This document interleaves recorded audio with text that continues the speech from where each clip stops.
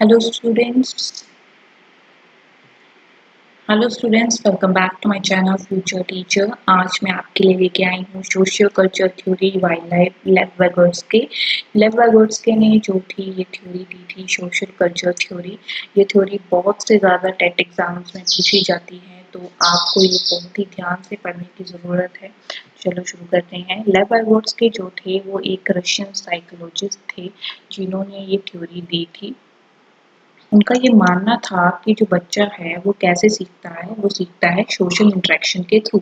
जब वो सोसाइटी में क्या करता है, अपनी सोशल इंटरेक्शन करता है, बातचीत करता है, तो बच्चा क्या करता है, सीखता है। ठीक है।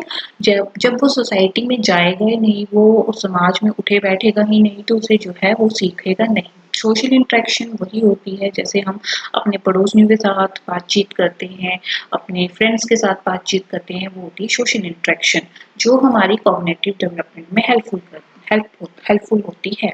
अब ये कॉग्निटिव डेवलपमेंट क्या होती है? कॉग्निटिव डेवलपमेंट होती है ability to think.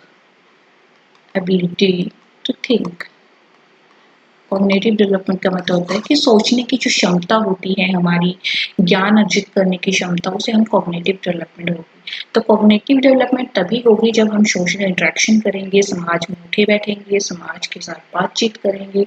This is known as लेव वाइगोट्स्की सोशियो कल्चर थ्योरी। अब जो वाइगोट्स्की थे उन्होंने कहा है कि socio culture theory also suggested that children internalize and learn from the beliefs and attitude. जो चिल्ड्रन है वो बिलीव्स और एटीट्यूड्स के द्वारा भी सीखते हैं।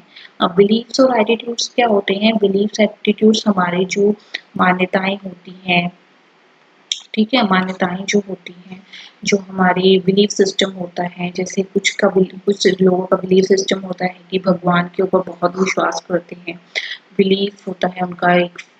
और एटीट्यूड भी बच्चों को जो है प्रभावित करता है, that they witness around it. जो भी वो अपने आसपास बिलीव्स एटीट्यूड्स देखते हैं वैसा ही वो सीखते हैं। तो हो गया एक social interaction, belief and attitudes. और साथ में जो है कल्चर, कल्चर भी जो है एक इम्पॉर्टेंट रोल प्ले करता है किसी भी बच्चे की कॉग्निटिव डेवलपमेंट में। तो कुल मिला के ये बात हो गई कि सोसाइटी से लेके, कल्चर से लेके, बिलीफ एटीट्यूड से लेके सब कुछ जो भी सोसाइटी में होता है हमारा, ये सब जो है कॉग्निटिव डेवलपमेंट में एक बच्चे की हेल्पफुल होता है। वाइगोट्स्की का ये कहना था। ठीक है। तो आगे वो क्या कहते हैं? आगे उनका कहना है कि हाँ, उन्होंने इस थ्योरी में दिया था ZPD। ZPD, जब भी कोई क्वेश्चन आता है ZPD किसके द्वारा दिया गया है, तो आपने सिंपली लिखना है लेव वाइगोट्स्की के द्वारा दिया गया है। तो ZPD क्या है? एक सिंपल भाषा में आपको बताऊं तो ये है zone of proximal development as distance between the actual development level when assessed independently and level of potential development। जब बच्चा कोई एक बच्चा है वो अकेले कोई टास्क कर रहा है, अकेले कोई टास्क परफॉर्म कर रहा है, ठीक है, तब उसकी क्या आउटपुट है, ठीक है। और दूसरा बच्चा जो टीचर की हेल्प लेके या टीचर की गाइडेंस में कोई काम कर रहा है, उसकी आउटपुट क्या है। इन दोनों के बीच में जो डिफरेंस आएगा उसे कहेंगे जोन ऑफ प्रॉक्सिमल डेवलपमेंट। समझ गए? एक बच्चा जो अकेले कोई काम कर रहा है उसकी आउटपुट, एक बच्चा जो टीचर की गाइडेंस में कोई टास्क परफॉर्म कर रहा है उसकी आउटपुट, उन दोनों के बीच के डिफरेंस को कहेंगे जोन ऑफ प्रॉक्सिमल डेवलपमेंट। ये किसी की हेल्प के बिना कर रहा है और ये टीचर की हेल्प के साथ कर रहा है। सिंपल वे में, कोई बड़ी थ्योरी लर्न करने की जरूरत नहीं है। नेक्स्ट है, वही स्टेजेस दी गई हैं इसमें, तो जो मैं डायग्राम के थ्रू आपको समझाती हूँ। इसमें कहा गया है कि वट आई कैन डू, मैं क्या कर सकता हूँ। What I can do with help, क्या मैं किसी की हेल्प के साथ क्या कर सकता हूँ, दूसरों की हेल्प के साथ क्या कर सकता हूँ। वट आई कांट डू, मैं क्या नहीं कर सकता हूँ। तीन चीजें दी गई हैं, 1 2 3। मैं क्या कर सकता हूँ, दूसरों की हेल्प के साथ मैं क्या कर सकता हूँ, और मैं दूसरों की हेल्प के साथ भी क्या नहीं कर सकता हूँ। तो जोन ऑफ प्रॉक्सिमल डेवलपमेंट है what I can do with help. जो मैं दूसरों की हेल्प के साथ कर सकता हूँ वो है जोन ऑफ प्रॉक्सिमल डेवलपमेंट। ठीक है। ये आपने याद रखना है। जो मैं दूसरों की हेल्प के साथ करता हूँ, ये वाला पोर्शन जो है ये ZPD कहलाएगा। और व्हाट आई कैन डू, मैं क्या कर सकता हूँ, जोन ऑफ अचीव्ड डेवलपमेंट कहलाएगा। ये बात आपने याद रखनी है, ZAD एंड ZPD। ये डायग्राम जो आपको लर्न होना चाहिए। अब नेक्स्ट है, हाँ, तो वाइगोट्स्की ने एक और कॉन्सेप्ट दिया था, स्कैफोल्डिंग का कॉन्सेप्ट। तो स्कैफोल्डिंग जो है, मैं एक सिंपल वे में आपको समझाती हूँ कि स्कैफोल्डिंग क्या होती है। स्कैफोल्डिंग का मतलब होता है कि एक टेम्परेरी सपोर्ट, एक टेम्परेरी सपोर्ट देना। अब ये टेम्परेरी सपोर्ट क्या होता है? टेम्परेरी सपोर्ट का मतलब होता है कि जैसे कोई मैथ्स का टीचर है, तो बच्चे को क्या कर रहा है, कोई क्वेश्चन करवा रहा है। अगर वो पहली बार कोई एक क्वेश्चन करवा रहा है तो उसे पूरा करवाएगा, और फिर दूसरी बार जो दूसरा क्वेश्चन करवाएगा तो उसका एक स्टेप करवाएगा, दूसरा स्टेप बच्चे को खुद करने के लिए देगा।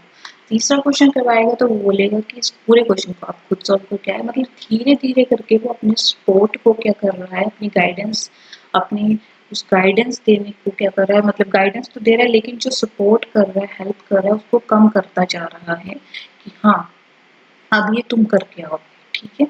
तो ऐसे ऐसे करके जो है वो उसका सपोर्ट जो है, टेम्परेरी सपोर्ट होता है, जो कम हो रहा है, और बच्चा एंड में आके जो है क्वेश्चन खुद करना सीख जाता है। तो उसे स्कैफोल्डिंग कहते हैं, कि एक टेम्परेरी सपोर्ट देना बच्चे को जब तक वो पूरी तरह से कुछ चीज़ सीख ना जाए, तो इसे हम स्कैफोल्डिंग कहते हैं।